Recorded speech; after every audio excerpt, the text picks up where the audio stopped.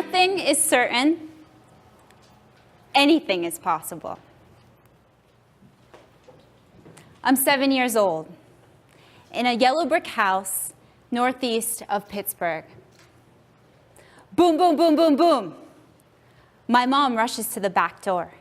She smells like perfume and cigarettes. Cops are knocking. I run to the basement to hide. As a child, hiding was a familiar feeling. My brother Dustin and I would build forts and hide away, and I would find myself in my room for hours, making colorful watercolor paintings with vivid blue and red flowers and green leaves. That night, amidst my mother's screams of, "Please leave us alone," a nice lady came over to me, and she took me by the hand. My sister Melanie and I were taken by another nice lady to a home.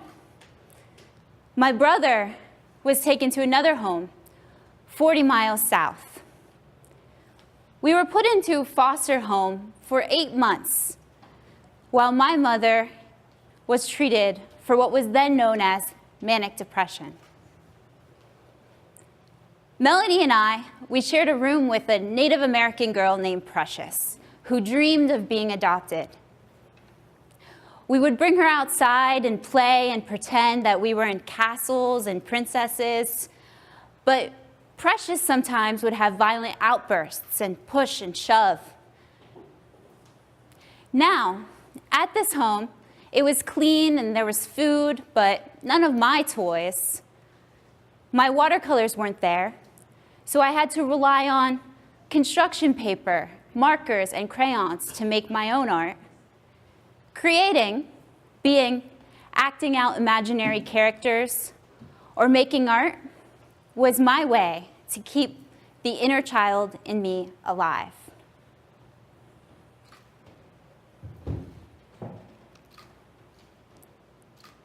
I stand here before you today to offer you one main point. It's the one thing that has kept me grounded my entire life. It's the idea that when nothing is certain, anything is possible. Now, we're back at home and back with our mom, and she's healthy enough to keep us, but not quite healthy enough to maintain a consistently healthy home. So I looked to the outside world for inspiration, and I loved education. At 13, I was selected for an independent study of the Holocaust. At the culmination of the study, a teacher approached me and suggested that I perhaps enter an art competition entitled Nations' Responses to the Holocaust. I chose to depict what I felt at the time was America's response. The story of the tiny ship, the St. Louis, that fled Europe and to cross the Atlantic after a long journey for shore, only to be denied asylum. I came to school early and stayed late working in the art room. And I first started with the statue and its base, which consisted of chicken wire, a wig head, and a bed sheet. I took liquid starch and I sprayed the bed sheet, and I spent hours searching for that perfect color of aged teal. I chose to leave the statue bald and wrapped a blindfold around her face. I took a Sharpie and tattooed numbers on her skin. Now, in my naivete, I put a swastika on the Statue of Liberty, and I positioned her in a Nazi salute. At the base of the statue, I showed the ship, along with a fallen book, painting the famous words up her dress. Give me your tired, your poor, your huddled masses, yearning to breathe free, the wretched refuse of your teeming shore, send those, the homeless, tempest-tossed to me. I also inscripted my own poem on the base of the statue. It said, "There she stands, tall and proud, blind to the outside world. Ignorance, hate, tearing apart the seams." I won first place in the art competition. And I'm proud to say that my sculpture was featured in a year-long exhibit at the American Jewish Museum of Squirrel Hill in Pittsburgh. We fast forward 19 years, and Squirrel Hill was the site of the shooting last year.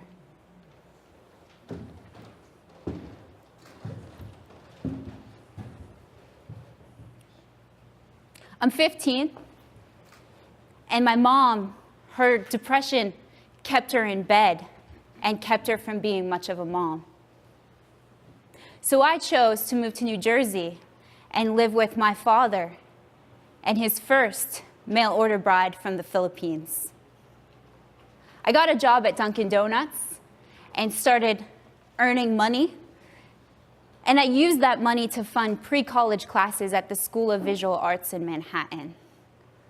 I would spend my Saturday afternoons sketching nude models while red-haired, vivacious Lee Benke talked about surrender. She taught us things like technique and composition.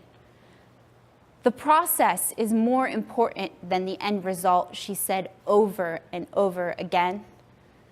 In school, literature brought life to me, and I wanted to keep literature alive through art. As a senior and part of my art career's thesis, I was one of few chosen to depict a mural on the school's walls. Like so many others that came before me, I dreamed of choosing something timeless that would be there forever and memorable to all. I decided to depict Dante's Inferno. Dante's journey through hell into heaven. We were reading it in my literature class because I wanted to show students that no matter what they were going through, to always have hope.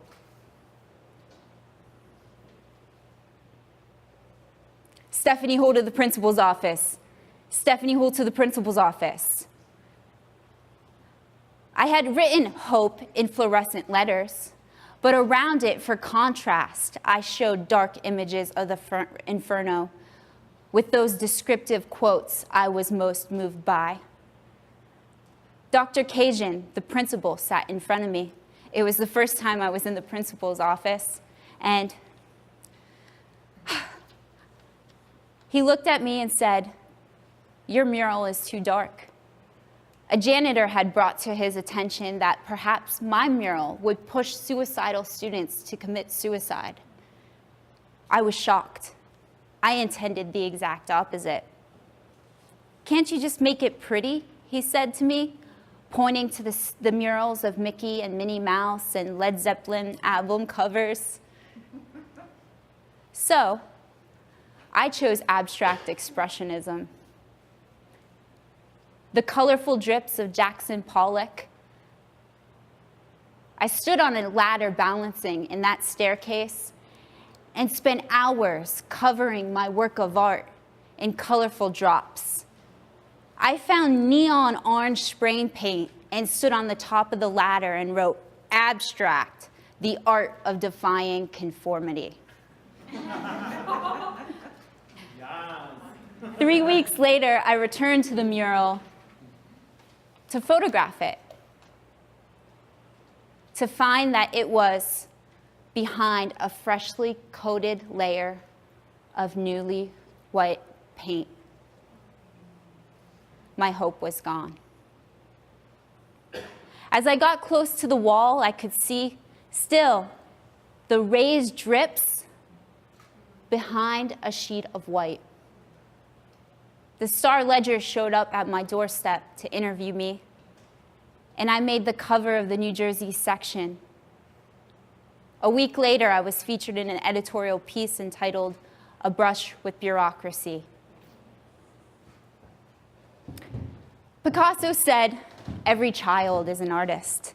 The problem is staying an artist when we grow up." I found that my canvas was blank once again, and this time I looked to digital art and photography because I felt that it was something that couldn't be as easily destroyed or taken from me. After college, I got a job doing mostly corporate graphics, which were really just basically PowerPoint decks. And you know, everywhere I went, everyone seemed to say to me, "Can't you just make it pretty?" My corporate job provided stability, but after 6 years, what was once stable began getting stale. So I chose to embark on a journey at a boutique digital design firm in Midtown Manhattan with my personal view of the Empire State Building. A bright blue wall behind me, a nice, clean, clear glass desk, and metal lamps on top. I dreamed how it would be for me as the lead digital designer and part of a creative team with great hope for the future. Bring, bring, bring, my desk line rings. It's a random Thursday in March. The partner of the firm calls. It's about 6 p.m. Come into the conference room. I walk into the conference room and sit across from the table from her. She leans in. "Today is your last day." 1,000 thoughts ran through my head. There was no one to rescue me. I had no savings, no partner. I had student loans to pay. My family couldn't help me. Rent was due next week.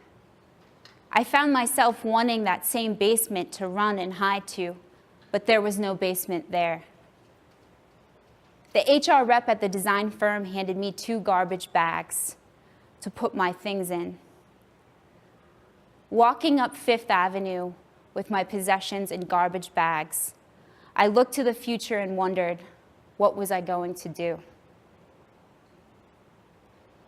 I turned to my design work, but volunteer work.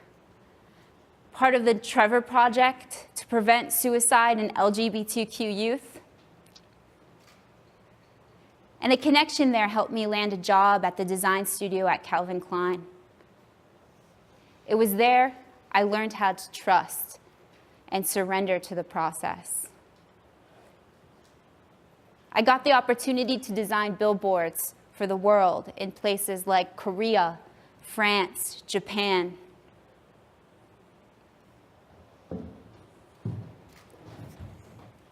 Today, I lead a digital design team at Macy's focused on innovation, paving the way for the future in brand. I also do an array of work for global clientele in graphic design and photography for individuals and businesses, including Fearless Communicators. My life circumstances have given me the power of understanding the process of creation, how out of anything, out of nothing, you can make anything.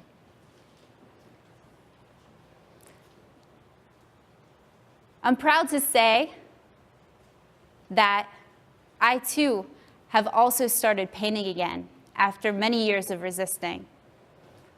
I'm proud to say as well that my mother is well and she visits often. Like all creatives do, I still doubt my work.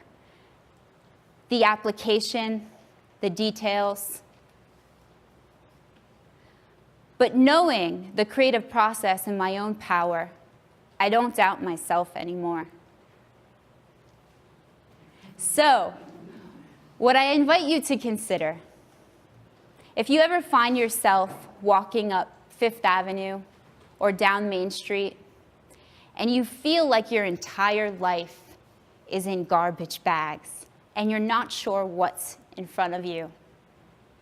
Know that you are the creator of what happens next. The choice is yours. First, make sure you choose how big of a canvas you want to take on in your work, in your art, and in your life. Trust the process. Let go of certainty and embrace possibility.